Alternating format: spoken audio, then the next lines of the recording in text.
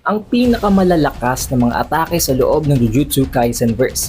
Ang mga atake ginamit ng pinakamalalakas na mga sorcerers at ang atake na talagang tinaguri ang pinaka-destructive, pinaka-lethal and deadly.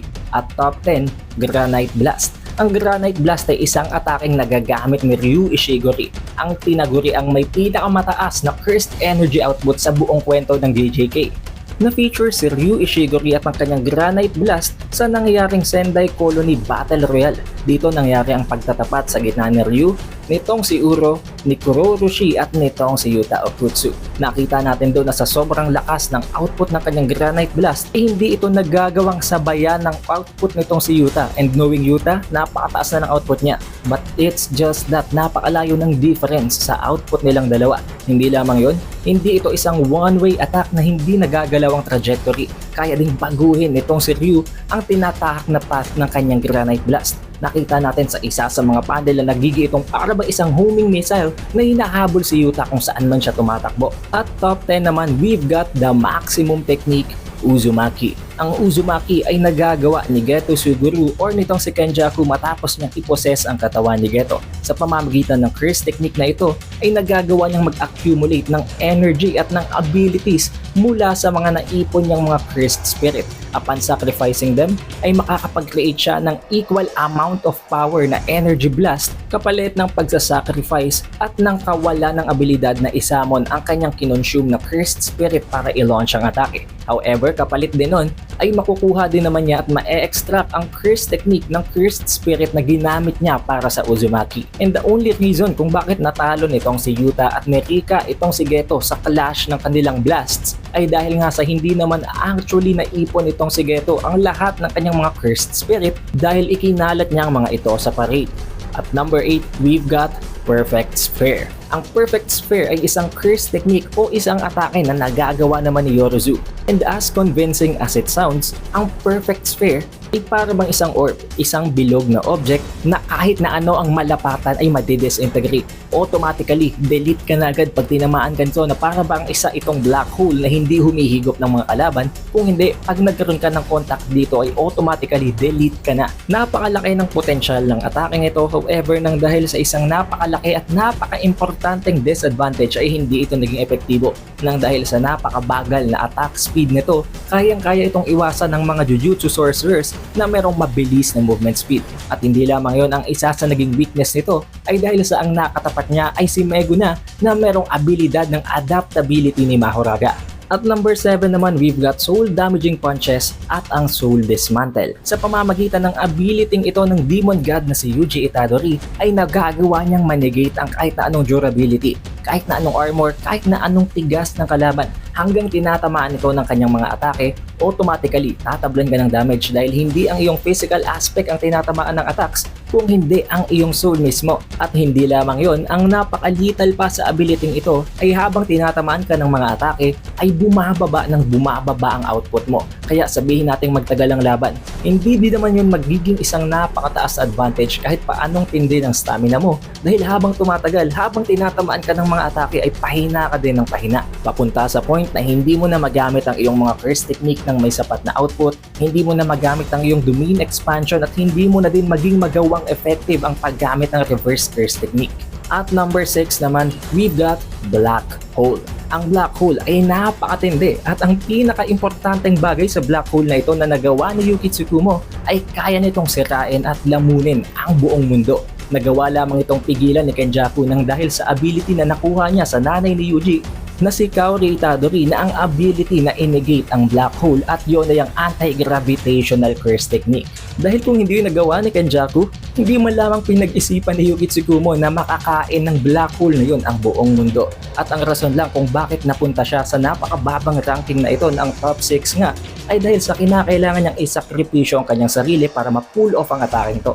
At number 5 naman, we've got Executioner's Sword. Ito ay ang isang atake, isang curse technique na nagmumula sa prodigy na si Hiromi Higuruma. Sa pamamagitan ng Executioner's Sword, ang pinakamaliit na sugat, ang pinakamaliit na galos na matatamo mo mula sa sword na yon ni Higuruma ay papatay sa'yo immediately. Wala kang magagawa kahit pa anong defense, kahit anong durability, kahit may reverse curse technique ka, automatically patay ka pag tinamaan ka nito. Ang natatanging rason lang kung bakit nakasurvive si Sukuna matapos siyang matusok ng Executioner Sword sa kanyang kamay ay dahil sa nagawa niya itong maputol bago ito malapatan ang Executioner Sword ni Higuruma. Tulad ng Black Hole, ang dahilan kung bakit hindi ito nakapag-rank higher than rank 5 ay dahil sa may napakataas din itong disadvantage. Una ay kailangan pa nitong ma-prove na guilty ang kalaban para ma-confiscate ang kanyang curse technique at para ma-launch ang Executioner Sword. Pangalawa, nakadepende kung mapapatay mo ang kalaban sa iyong sariling physical capabilities. Tulad ng nakita natin sa laban ni Higuruma at ni Sukuna, nang dahil na nga sa lack of battle experience ni Higuruma ay hindi niya successfully napatay si Sukuna.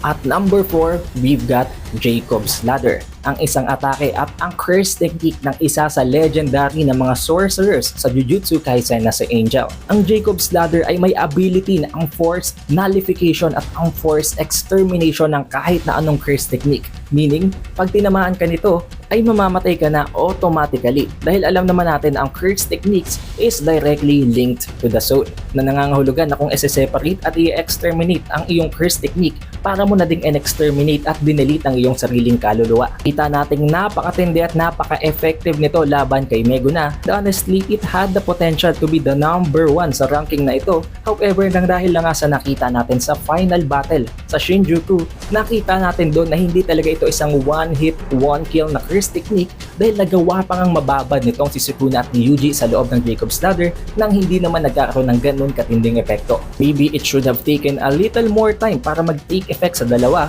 or pwede din namang bumaba na ang output ni Angel matapos nga siyang magkaroon ng napakatinding injury. At number 3, we've got, siya nga pala guys, I just wanna inform you na gumagawa na din tayo ngayon ng chapter review para isa sa mga best new gen series na ang Kaiju number 8. Kung mahilig ka din sa anime na yon, we've created 2 videos about that already, kaya just check that out in the comment section below. At number 3, we've got Hollow Purple mula sa Honored One. Ang Hollow Purple ay kilalang kilala naman nating lahat. Automatically, kahit anong tamaan nito ay nagde-disintegrate nang dahil lang nga sa combination ng red at ng laps na blue. Nang dahil dito, nagkakaroon ng isang napakatinding imaginary mass na nag-e-erase ng kahit na anong matamaan ng ataking ito. Nakita din natin na ang ataking ito ay ang atake na almost pumatay kay Ryomen Sukuna or sa kanyang Meguna form, subalit hindi yun naging successful lang dahil nga sa hindi yun naitutok ni Gojo ng tama at ito ay para bang isang nuclear explosion lamang. Isang remote activated na atake na sa pamamagitan lamang ng ginawa niyang manual activation ng paghahalo ng red at ng blue. And the very fact na takot si Meguna na tamaan ng ataking ito at pinakakinatatakutan niyang successfully ma-launch ito ni Gojo dahil alam niyang automatically papatayin ito si Mahoraga. It would leave no room for adaptability, no room for any recovery at all. At number 2 spot naman, we've got Fuga, also known as Divine Flame at ang Furnace. Sa pamamagitan ng ataking ito ay kaya niyang patayin ang kahit na sinong nasa loob ng range ng kanyang domain expansion.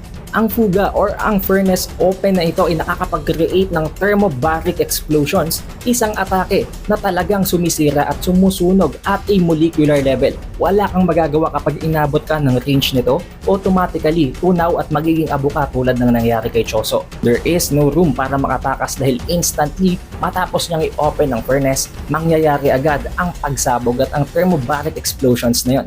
Hindi lamang yun, aside from it, having an instant deployment, hindi katulad ng Hollow Purple na kailangan pang i-launch at i-deploy, kailangan lamang niyang i-open ang kanyang furnace sa pamamagitan ng kondisyon ng paggamit ng kanyang cleave at dismantle, automatically masisira agad ang lahat ng bagay at masusunog na nasa loob ng kanyang domain expansion range. It is so powerful and very lethal to the point na maramdaman lang ni Uraume na nagamit na ng kanyang master Sukuna ang Fuga ay naisip agad ni Uraume na tapos na ang laban.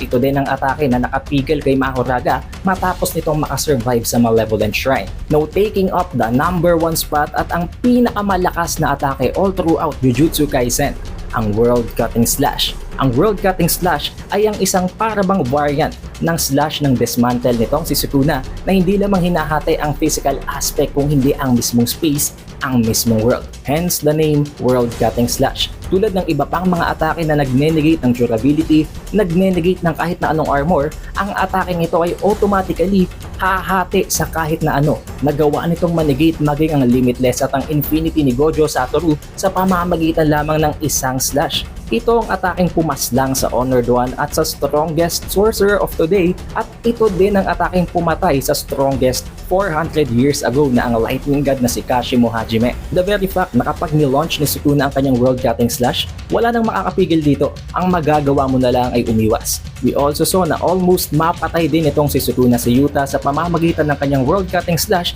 but miraculously nakasurvive siya sa pamamagitan ng paglipat sa katawan ni Gojo Satoru. Now there you go, that is the top 10 strongest attacks sa loob ng Jujutsu Kaisen. Although there are also many other strong attacks, pero I believe na ito ang pinakamalalakas. Kung meron kang idea at naiisip na para sa'yo ay ang tunay na top 10 strongest attacks sa Jujutsu Kaisen, ilagay mo lang yan sa comment section below para mapag-usapan pa natin lahat. If you reach this point, surely you had a great time, kaya mag-iwan ka na ng like, mag-subscribe at i-ring mo na din ang bell button. It is The Updated Weeb, and I will see you guys on the next one.